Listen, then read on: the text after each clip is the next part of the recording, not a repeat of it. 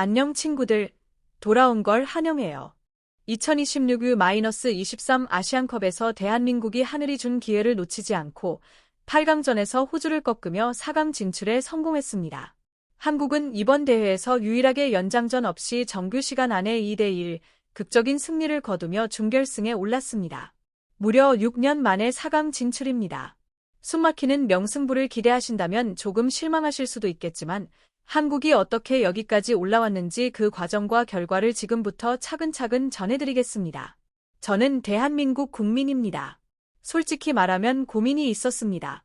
요즘 양쪽 다 축구 팬들의 관심이 많이 식어 있는 상황이잖아요.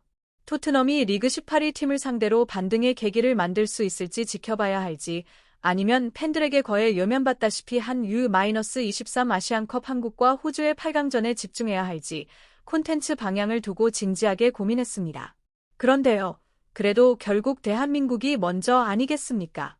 현재 대한민국은 말 그대로 하늘이 준 기회를 맞이했습니다. 조별리그 세 번째 경기에서 우즈베키스탄에 0대2로 패했음에도 불구하고 레바논이 이란을 꺾는 대이변을 연출하면서 한국이 극적으로 8강에 진출하게 된 겁니다. 솔직히 좀 민망한 상황이죠. 많은 팬들은 차라리 빨리 탈락했으면 좋겠다고 말할 정도로 관심을 거두었고, 오히려 김상식 감독이 이끄는 베트남 대표팀에 더 많은 관심을 보이고 있습니다. 사실 베트남의 경기들이 스토리도 있고 경기력도 훨씬 좋습니다. 사전 전승, 4경기 연속 선제골, 매 경기 득점까지 이어가며 승승장구하고 있으니 관심이 갈 수밖에 없죠. 반면 한국은 이란과의 무승부, 약체로 평가받던 레바논에게 허용한 실점, 그리고 우즈베키스탄전 무득점 패배까지 이어졌습니다. 솔직히 응원하고 싶은 마음이 쉽게 들지 않는 것도 사실입니다. 아시아의 강팀이라면 일본처럼 21세 이하 선수들로 나와도 압도적인 기록으로 이겨줘야 응원하는 맛이 나지 않겠습니까? 그럼에도 불구하고 저는 이 콘텐츠를 준비하면서 한국이 이길 것 같다는 느낌을 받았습니다. 왜냐하면 이번 U-23 아시안컵은 예상 밖의 일들이 너무 많이 벌어졌기 때문입니다. 베트남의 전승 행진, 이란의 8강 탈락, 개최국 사우디의 탈락, 중국의 호주 격파, 레바논의 이란 승리, 그리고 요르단이 일본을 잡을 뻔했던 경기까지. 정말 이변의 연속이었습니다. 이런 흐름 속에서 보면 한국의 상황 역시 이상하긴 마찬가지입니다. 이성적으로 보면 탈락해도 이상하지 않은 경기력이었지만 이런 예측 불가능한 상황들이 계속되다 보니 오히려 호주를 잡을 수도 있겠다는 생각이 들었던 겁니다. 그렇다면 어떻게 이겼을까요? 물론 아쉬운 점도 있습니다. 이번 대회에서 대한민국이 믿고 있던 에이스 강상윤이 첫 경기에서 부상을 당하며 결국 소집 해제되는 불운을 겪었습니다. 그럼에도 불구하고 한국은 이 위기를 기회로 만들며 결국 4강이라는 결과를 만들어냈습니다. 꼬여도 정말 너무 꼬였습니다. 쉽게 말하면 2010년 남아공 월드컵을 박지성 없이 치르는 상황이라고 보시면 됩니다. 그럼에도 어떻게 이겼느냐? 레바논전에서 보셨죠? 이번 대회에서 한 경기 최다 득점 1위는 일본의 5골이고 그 다음이 바로 한국의 4골입니다. 세트피스로 첫 골을 넣었고 다시 세트피스로 두 번째 골, 박스 안 패스 플레이로 세 번째 골, 그리고 또 한 번의 박스 안 패스 플레이로 네 번째 골까지 만들어냈습니다. 슈팅 수가 적어서 답답해 보일 뿐이지 고급 축구를 하려다 망한 거지 중국처럼 공격 자체를 못하는 팀은 아니라는 겁니다. 한국과 호주의 8강전을 앞두고 먼저 중국과 우즈베키스탄의 8강전이 열렸습니다. 결과는 중국의 기적 같은 승리였습니다. 중국은 무실점으로 버틴 뒤 승부차기 끝에 4강에 진출했습니다. 우즈베키스탄은 강력한 우승 후보였고 중국을 상대로 슈팅만 20개가 넘었지만 단 한 골도 넣지 못한 채 탈락했습니다. 우승 후보를 꺾었으니 이건 분명 기적이 맞습니다. 그렇게 해서 베트남과 중국의 맞대결이 성사됐죠. 그리고 나머지 8강전 4경기 중 3경기가 모두 연장전으로 이어졌습니다.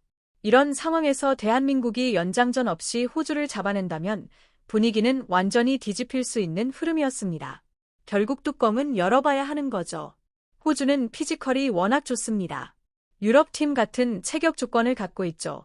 하지만 스피드만큼은 한국 공격수들이 더 빠르기 때문에 충분히 기회를 만들 수 있다고 봤습니다. 제발 점유율만 높이지 말고 슈팅 좀 때리자.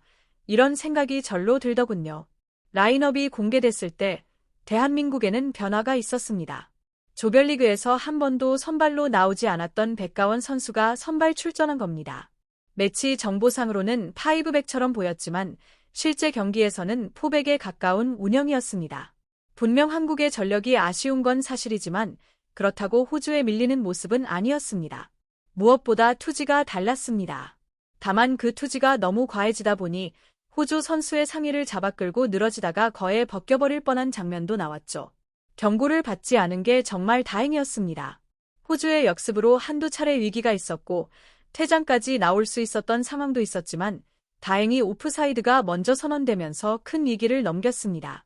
최근 일주일 동안 한국의 흐름이 워낙 좋지 않았기 때문에 만약 이 8강전에서 또 무득점으로 끝났다면 정말 큰일 날 뻔했습니다. 그런데 경기의 주도권을 잡고 있던 대한민국에게 완전히 예상치 못한 고퀄리티 선제골이 터지고 맙니다. 중원에서 올라온 롱볼을 우리 선수가 터닝 동작에 이은 발리 로빙 슛으로 연결했고 그대로 슈퍼골이 되고 말았습니다. 버렸습니다.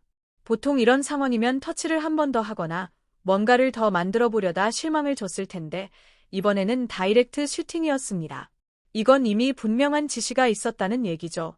공격수들아, 제발 슈팅 좀 해라. 선제골의 주인공은 백가원이라는 선수입니다. 올해 19살, 부산 아이파크에서 프로 데뷔한 유망주죠. 오른발이 주발이고 스피드가 강점인 전형적인 공격수입니다. 감독이 백가원을 선발로 기용했고 그 믿음에 제대로 보답했습니다. 형들의 문제점을 정확히 읽어낸 선택이었다고 봅니다. 대한민국은 경기의 주도권을 잡고 있었지만 간간히 역습으로 이기 상황을 맞기도 했습니다. 그럼에도 수비 조직력이 꽤 안정적이었고 오프사이드 트랩을 여러 차례 성공시키며 잘 버텼습니다. 그런데 전반 37분 아주 큰 논란 장면이 나옵니다. 대한민국 수비 상황에서 박스 안에서 태클이 들어갔는데 볼에는 닿지 않았고 이후 손에 공이 맞았습니다. 이를 본 중국 국적의 주심이 페널티킥을 선언했습니다. 정말 허탈한 순간이었죠. 다시 보기로 봐도 페널티킥으로 볼 여지가 있어 보였습니다. 호주 선수들 역시 누가 차느냐를 두고 이야기할 정도로 확신에 찬 분위기였습니다. 대한민국이 득점을 쉽게 올리는 팀이 아닌 만큼 이 장면은 정말 큰 위기였습니다. 그런데 이상하게 VAR 체크가 길어지더니 주심이 직접 온필드 리뷰를 보러 가더군요. 이러면 페널티킥이 아닐 수도 있는 상황이 됩니다. 혹시 퇴장까지 주려는 건가 싶을 정도였습니다. 그런데 정말 놀랍게도 페널티킥이 취소됩니다. 호주 선수들은 당황을 넘어 황당해했고 벤치 역시 멘탈이 무너진 모습이었습니다. 솔직히 말해 그냥 고마울 뿐이고 이 부분을 억지로 감싸고 싶지는 않습니다. 호주 스포츠 신문 일면에 실려도 이상하지 않을 장면이었죠. 그렇게 전반전은 대한민국이 1대 0으로 앞선 채 마무리됩니다. 전반 기록을 보면 슈팅 5개, 점유율 65%. 하지만 이건 아직 4강 확정이 아니라 4강 가능성이 열린 것뿐입니다. 전반 내내 보이지 않는 위기가 많았던 만큼 한 골을 지키며 편하게 갈 수 있는 팀은 아니었습니다. 그리고 후반 시작과 동시에 실제로 위기 상황이 찾아옵니다. 호주가 공격적으로 나오기 시작하면서 한국에게도 공간과 기회가 생길 거라 봤지만 결국 대한민국은 호주에게 실점을 허용하고 맙니다. 공유와 구독, 좋아요.